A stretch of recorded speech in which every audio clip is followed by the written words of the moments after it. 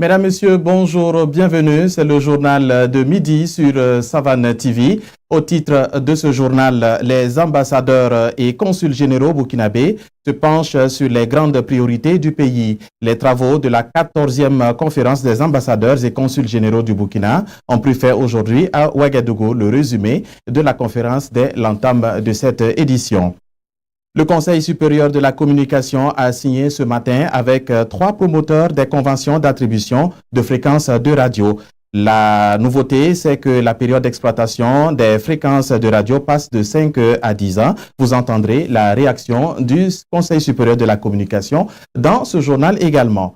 Et puis, procès du coup d'État de 2015. Rambo est à la barre aujourd'hui. Il ne reconnaît pas avoir participé à la planification du coup d'État, mais il reconnaît avoir arrêté le président Michel Kafando du ordre du major Éloi Badiel. À suivre le compte rendu de l'interrogatoire.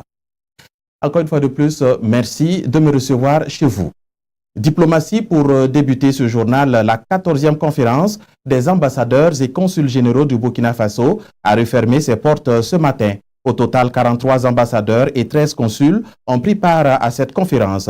Le ministre des Affaires étrangères et de la coopération Alpha Bari a exhorté ses ambassadeurs à mobiliser des partenaires techniques et financiers pour la réussite et la mise en œuvre du PNDS. Il est au micro de Fatih Sankara.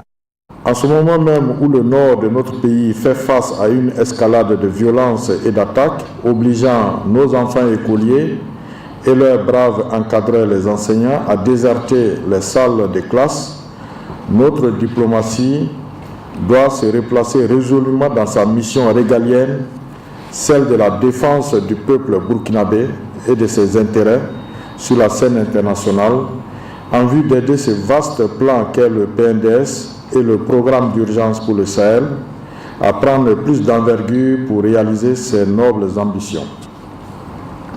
Faut-il le rappeler, les criminels qui chaque jour troublent la quiétude des populations et la paix, sans lesquels aucun développement n'est possible, trouvent leurs arguments dans la pauvreté de ces mêmes populations.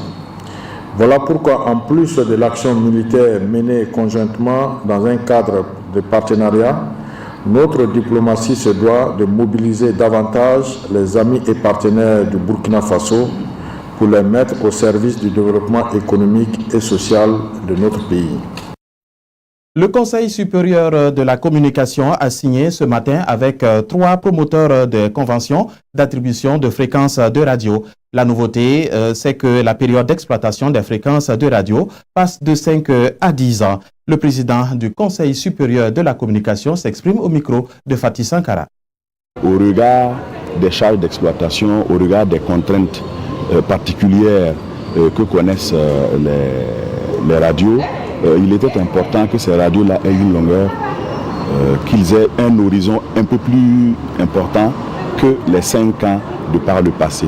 Nous étions dans une période, j'allais dire, plus ou moins expérimentale, puisque il ne faut pas oublier que le Burkina Faso fait partie des pays qui ont expérimenté très tôt la liberté des radios. Les radios privées jusqu'aujourd'hui dans la sous-région, nous sommes pratiquement le leader.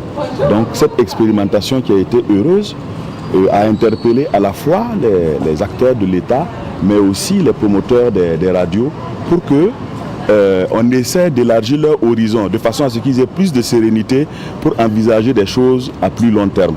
Voilà pourquoi le législateur a pensé, en concertation avec les promoteurs et le Conseil supérieur de la communication, qu'il était important que le délai qui est accordé aux radios pour renouveler leur convention soit de 10 ans au lieu de 5 précédemment. Voilà ce que ça veut dire. Mais en même temps, c'est de la responsabilité et je ne doute pas que les promoteurs de radio sont suffisamment imprégnés de leurs devoirs, suffisamment imprégnés de l'éthique et de la déontologie pour en faire un excellent usage au profit des populations. Il ne reconnaît pas avoir participé à la planification du coup d'État, mais il reconnaît avoir arrêté le président du Faso, Michel Kafando, sur ordre du major Éloi Badiel. Lui, c'est l'adjudant